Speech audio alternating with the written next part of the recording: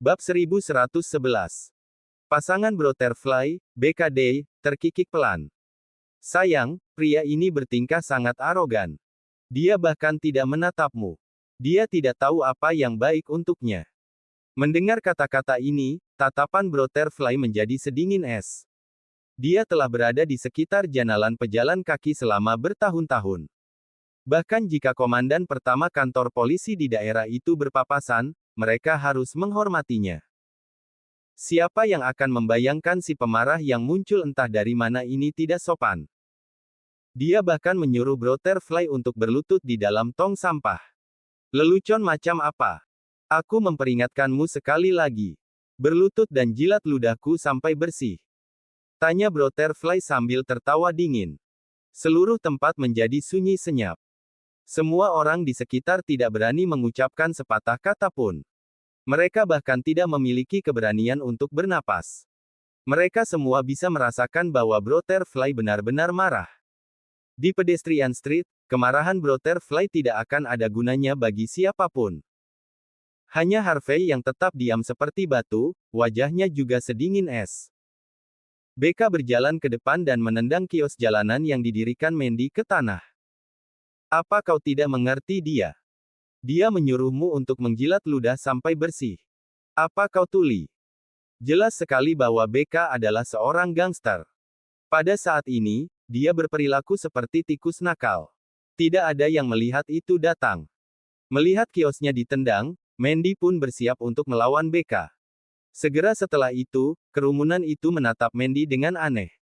BK mungkin gelisah karena dia ingin melawan Mandy. Dia takut statusnya sebagai wanita Butterfly akan diambil alih oleh Mandy, yang muncul entah dari mana.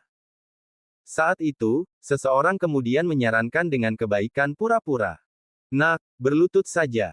Jika tidak, kami tidak akan membiarkanmu lolos semudah itu. Benar. Butterfly berada di liga yang berbeda dibandingkan denganmu. Orang-orang muda harus tahu kapan harus menyerah. Jika kamu merendahkan diri di depan Butterfly sekarang, dia mungkin akan memaafkanmu karena tidak menghormatinya sekarang. Bahkan jika kamu kehilangan martabatmu, itu jauh lebih baik daripada dipukuli dan dilumpuhkan, kan? Mandy memiliki ekspresi tidak percaya ketika dia mendengarkan orang banyak. Sejak awal, Nick Lachey dan antek-anteknya berniat membuat masalah.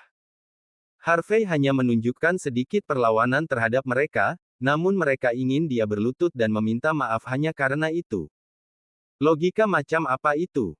Tetapi bagi orang-orang ini, Butterfly adalah penguasa pedestrian street. Karena dia sudah muncul, semua hak akan berubah menjadi kesalahan. Siapapun perlu meminta maaf jika dia menuntutnya. Jika tidak, mereka semua akan menghadapi akhir yang mengerikan. Harvey patah hati ketika melihat kios Mandy ditendang. Barang-barang itu tidak terlalu berharga, tetapi Mandy telah memilih semuanya dengan cermat. Sekarang Butterfly telah menghancurkan kios Mandy, usahanya berakhir dengan kegagalan. Harvey menghela nafas. Kemudian, dia dengan tenang menoleh ke Butterfly. Karena kau tidak ingin masuk ke tempat sampah, mari kita coba yang lain. Siapapun bosmu, bawa dia ke sini untuk mematahkan anggota tubuhmu dan minta maaf kepada istriku. Jika tidak, aku tidak akan membiarkanmu lolos begitu saja. Apa? Biarkan bos Butterfly muncul dan meminta maaf. Kata-kata Harvey mengejutkan semua orang di sana. Mereka telah bertemu orang-orang sombong sebelumnya, tetapi ini adalah pertama kalinya mereka bertemu seseorang yang benar-benar arogan. Sayang, kenapa kamu masih mengatakan hal seperti ini sekarang? Atasan Butterfly pasti orang yang kuat dalam pekerjaan ini. Jika seseorang seperti dia muncul, akan ada lebih banyak masalah. Mandy menjadi sangat cemas. Dia tidak pernah membayangkan bahwa Harvey tidak punya niat untuk berdamai dan malah membiarkan masalahnya meningkat. Bab 1112. Tuan Yok, apakah kau gila? Apakah kau tahu siapa bos Butterfly? Apakah kau bahkan punya nyali untuk menerima permintaan maafnya bahkan jika dia datang ke sini? Pria itu adalah master sejati dalam pekerjaan ini. Hanya dengan menjentikkan jarinya, dia bisa melakukan apapun yang dia mau. Namun kau ingin pria seperti itu sujud kepadamu. Apa yang kau pikirkan? Kau hanya menantu yang menumpang di warung pinggir jalan. Apakah kau bahkan layak? Nick Lachey dan yang lainnya mengacungkan jari mereka ke Harvey dan menegurnya. Secara alami, mereka belum pernah bertemu seseorang yang tidak menyadari hal baik dan buruk ini. Mandy sangat gugup. Menuntut bos untuk muncul dan meminta maaf kepadaku. Apa yang dipikirkan Harvey? Bukankah dia hanya mencoba membuat kita terbunuh? Mandy panik dan mengeluarkan ponselnya. Dengan gemetar, dia mengirimi ke It dan Vin Yates sebuah teks. Dalam keadaan seperti ini, meskipun Mandy tidak ingin mengemis, dia takut Harvey akan dipukuli sampai mati oleh Butterfly dan antek-anteknya jika dia tidak meminta bantuan keluarga Yates. Butterfly mendengarkan ketika Harvey meminta bosnya untuk muncul dan mematahkan semua anggota tubuhnya, serta meminta maaf kepada seorang wanita kecil yang nakal. Paru-parunya dipenuhi amarah, sampai meledak. Dia melangkah maju sambil terus menegur Harvey, mengangkat telapak tangannya untuk mengayunkan ke wajah Harvey. Tamparan. Detik berikutnya, pukulan backhand Harvey mendarat di wajah Butterfly. Pow! Pada saat yang sama, Harvey melanjutkan dengan tendangan ke perut Butterfly. Tamparan. Harvey kemudian mengirim BK terbang dengan tamparan. Segera, keduanya berlutut di depan Harvey. Pemandangan itu membuat orang banyak tercengang. Menantu yang menumpang ini tidak kenal lelah. Dia memukuli Butterfly dan wanitanya sampai ke tanah. Bajingan, apakah kau gila? Beraninya kau memukul bosku. Kau mau mati.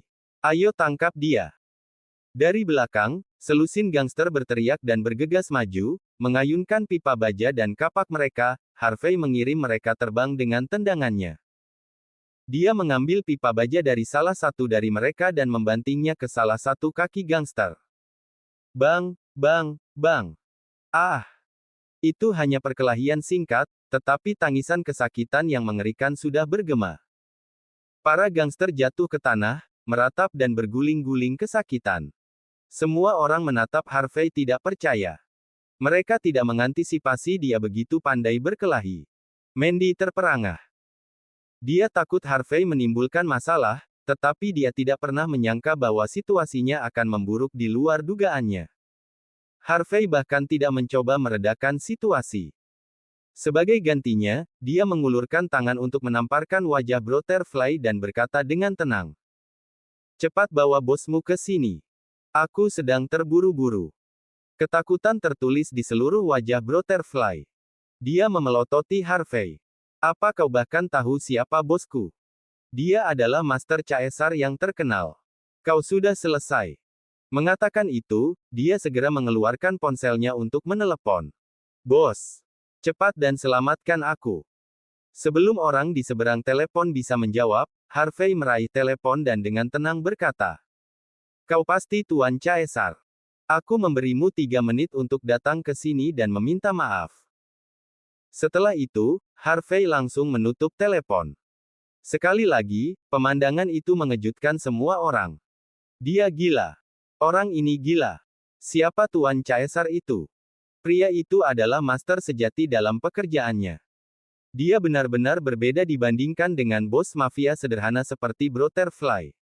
Orang ini memprovokasi seorang pria yang jauh lebih unggul daripada yang bisa dia bayangkan. Bab 1113. Menyaksikan arogansi Harvey, senyum haus darah muncul di wajah Butterfly. Kamu sudah selesai, nak. Ketika bosku muncul, kau akan mengerti arti sebenarnya dari kematian. Bukan hanya kau. Aku juga tidak akan membiarkan istrimu lolos. Harvey tidak menjawab. Dia dengan santai mengambil pipa baja dan segera mengayunkannya ke wajah Butterfly. Ark. Butterfly mengeluarkan ratapan yang tidak dapat dipahami saat seteguk darah menyembur keluar. Dia memelototi Harvey, matanya berkilat marah. Dia ingin mengancam Harvey tetapi tidak berani membuka mulutnya karena takut Harvey memukulnya lagi. Untuk orang banyak yang menonton, Harvey selesai. Seluruh kekacauan ini tidak bisa diperbaiki hanya dengan melumpuhkannya lagi.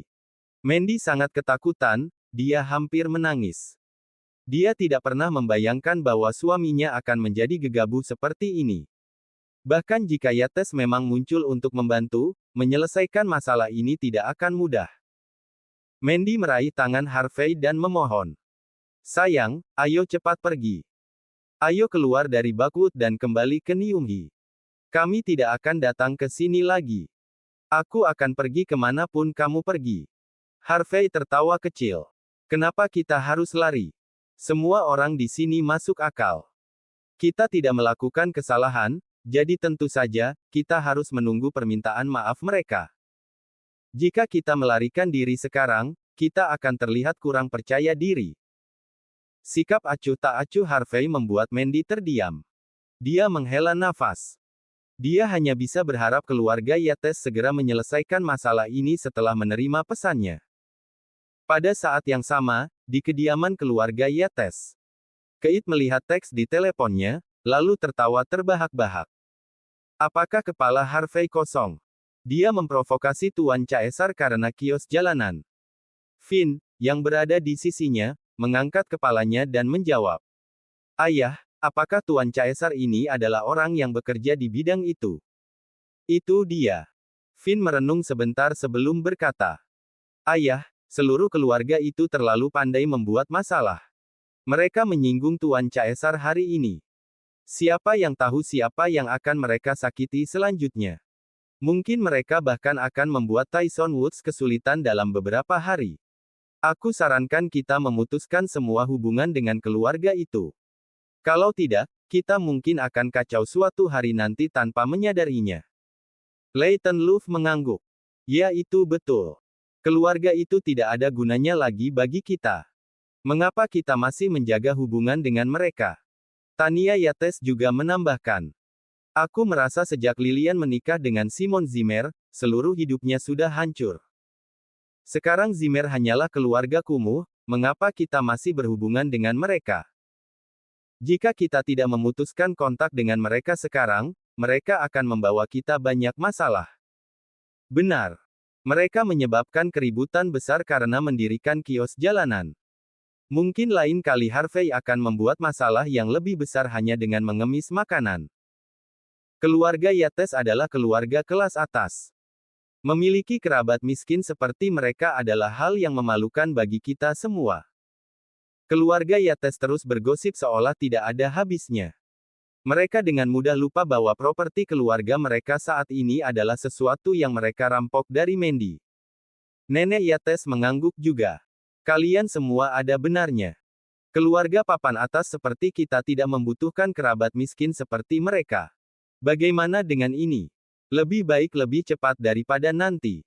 Besok, kalau begitu, kita akan mengadakan konferensi pers dan mengumumkan bahwa kita akan mengeluarkan Lilian dari keluarga Yates. Di masa depan, keluarganya tidak ada hubungannya dengan kita. Hahaha. Kamu benar-benar luar biasa, Nenek Yates. Itu brilian. Bab 1114. Beberapa menit kemudian, van demi van berhenti di pinggir jalan pedestrian street. Kerumunan pria kemudian bergegas keluar. Melihat ini, Brotherfly menjadi cerah. Bahkan Nick Lachey dan antek-anteknya sangat gembira.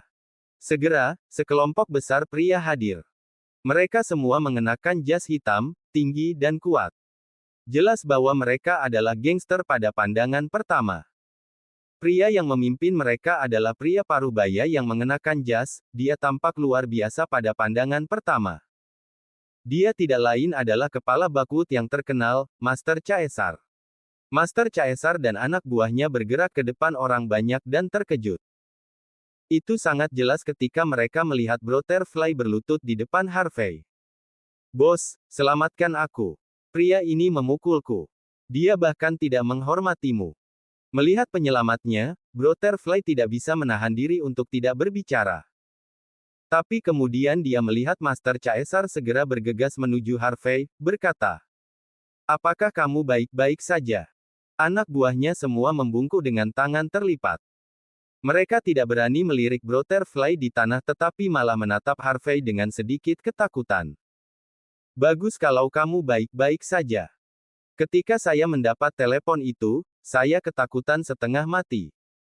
Keringat dingin menetes di tas Tuan Caesar. Pada saat ini, dia sangat ingin mencekik Butterfly sampai mati. Bagaimana dia mendapatkan keberanian untuk memprovokasi pria ini? Bahkan sekarang, Tuan Caesar masih mengingat pemandangan saat itu. Jika dia tidak berlutut cukup cepat, dia mungkin sudah mati untuk beberapa waktu.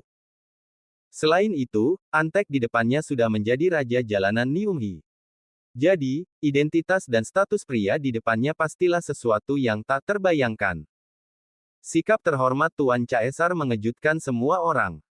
Bahkan Butterfly menunjukkan ekspresi sangat tidak percaya. Bos, akulah yang terluka di sini. Butterfly dibuat tak berdaya, diambang air mata. Bosnya datang. Tapi bukannya membelanya, pria itu pergi untuk membantu Harvey. Aku baik-baik saja, tapi warung pinggir jalan istriku berantakan. Jawab Harvey dengan tenang. Semua orang melihat barang-barang di tanah. Sebagian besar dari mereka telah menjadi sangat kotor. Secara alami, mereka tidak bisa dijual lagi.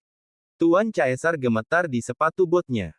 Dia memindai seluruh sekitarnya, semua warna di wajahnya mengering. Dia berseru dengan marah. Siapa itu?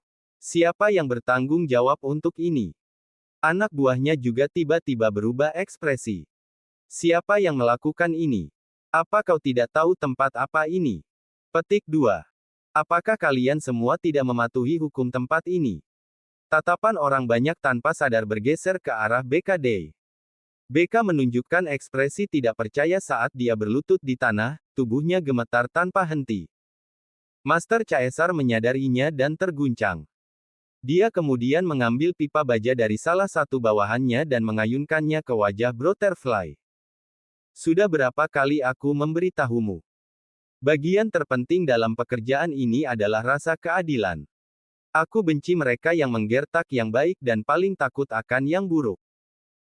Kau menjadi sedikit terkenal di sekitar pedestrian street, jadi kau pikir kau benar-benar seseorang. Kau masih meneror pasar dan orang-orang di dalamnya setiap hari. Kau hanya mencoba membuatku kesal, bukan? Membanting. Tuan Caesar menjadi semakin marah saat dia berbicara. Dia segera mengayunkan pipa bajanya ke lutut Butterfly. Ah! Ratapan sedih bergema saat lutut Butterfly hancur. Namun, Tuan Caesar tidak punya niat untuk berhenti. Dia mematahkan keempat anggota badan Butterfly sebelum akhirnya berhenti untuk mengatur napas. Butterfly hanya memiliki kekuatan untuk meratap. Dia tidak bisa mengerti mengapa semuanya menjadi seperti ini. Bab 1115. Butterfly bukan satu-satunya. Semua orang sama bingungnya. Cara mereka memandang Harvey berubah. Apa yang terjadi? Bahkan Mandy pun bingung. Dia memang meminta bantuan keluarga Yates. Mungkin Yates cukup kuat. Mungkin panggilan telepon saja sudah cukup untuk menekan Master Caesar. Memikirkannya, ini sudah diduga. Keluarga Yates mengendalikan kepolisian Southlight, secara kebetulan menjadikan mereka musuh terburuk mafia. Mungkin Harvey juga memahami fakta ini, yang menjelaskan mengapa dia bertindak begitu tidak bermoral. Saat itu, sekelompok pria lain melangkah maju. Orang yang memimpin kelompok itu tidak lain adalah Tyson Woods. Ini adalah raja baru jalanan Southlight, Tyson Woods. Benar, itu dia. Kenapa dia datang ke sini? Semua orang terkesiap. Memikirkan hal sepele seperti ini bisa memancing sosok besar seperti dia untuk muncul. Tyson tidak mempedulikan yang lain dan dengan cepat bergegas menuju Harvey. Dia secara otomatis bertanya, "Tuan York, apa Anda baik-baik saja? Saya takut ketika pertama kali menerima telepon. Beraninya orang-orang bodoh ini membuat masalah bagimu. Saya pasti akan memberi mereka pelajaran ketika kita kembali." Petik 2. Puff. Setiap orang memiliki keinginan untuk batuk darah. Bukankah pria ini hanya menantu yang menumpang? Bukankah dia hanya seorang pria simpanan? Mengapa Raja Jalanan Southlight, Tyson Woods, bersikap hormat kepadanya? Tuhanku. Tak terbayangkan. Tidak ada yang bisa mulai membayangkan identitas asli Harvey. Ini bukan tentang memprovokasi siapapun. Rakyat biasa menjalankan bisnis kecil seperti ini untuk bertahan hidup. Namun kalian gangster meneror pasar dan orang-orang di dalamnya setiap hari. Bagaimana ini masuk akal? Kau bisa mencari tahu bagaimana menghadapi situasi ini. Mendengar kata-kata Harvey, Tyson tanpa sadar gemetar. Pelatih kepala marah. Saat berikutnya, Tyson berbalik dan mengayunkan backhand-nya ke wajah Master Caesar. Apa yang terjadi di sini, Tuan Caesar? Bukankah aku sudah memperingatkanmu selama pertemuan kita? Orang-orang di bidang pekerjaan ini perlu berubah. Kami tidak melakukan hal-hal seperti pemerasan perlindungan dan melecehkan orang lagi. Apakah apa yang aku katakan masuk ke satu telinga dan keluar dari telinga yang lain? Master Caesar dengan cepat berlutut ke tanah dan merendahkan diri. Tuan Tyson. Itu salahku, aku tidak ketat mengajarkan mereka. Menyinggung Tuan York adalah kesalahan terbesarku. Tuan York, aku sangat menyesal. Ini adalah kesalahanku. Hukum aku sesuai keinginanmu. Terkesiap. Semua orang terkesiap melihat pemandangan itu. Tidak ada yang akan mengantisipasi bahwa Tuan Caesar yang tinggi dan perkasa akan segera menundukkan kepalanya kepada Harvey. Bahkan Butterfly yang meratap menjadi tercengang. BKD tercengang. Nick Lachey tercengang. Mandy juga benar-benar bingung. Peristiwa yang terjadi di hadapannya sudah jauh di luar dugaannya. Tidak ada yang menyangka bahwa semuanya akan menjadi seperti ini. Buk, buk, buk. Saat itu, langkah kaki yang terburu-buru bisa terdengar. Seorang pria berjas bergegas maju, ditemani oleh pria lain berseragam kepala inspektur. Melihat mereka, seseorang secara otomatis berseru. Itu, Kepala Inspektur Departemen Kepolisian Bakwood, Yannick Bison. Dan itu orang pertama Bakwood, Yul Graham. Apa? Pada saat ini, kepala semua orang menjadi mati rasa. Mengapa Yul Graham dan Yannick Bison ada di sini? Secara kebetulan, Tyson sedang mengunjungi Yul saat itu. Tentu saja, ketika Tyson menerima kabar tentang situasi Harvey, Yul juga mengetahuinya. Ketika berurusan dengan masalah besar seperti itu, Yul akan membawa antek kepercayaannya, Yannick Bison.